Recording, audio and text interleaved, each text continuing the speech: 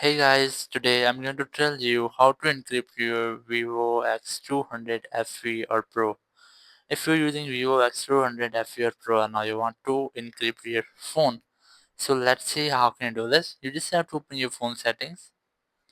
In settings, just scroll down and look for security or privacy. Here's the privacy, just select it. And here you'll get a lot of privacy settings which you can do. Here's the privacy dashboard, just tap on it.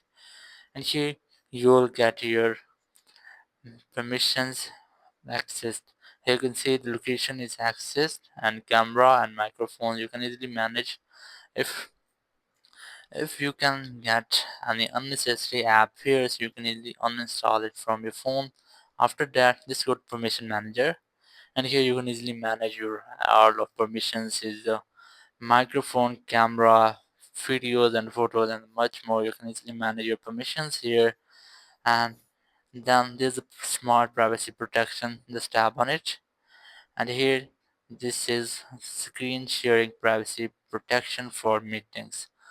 When you're on meetings, your screen sharing privacy will be enabled. And after that, here's the show password. If you're unlocking your device and you want to hide your password, you must have to disable the setting. And here is show media unlock screen.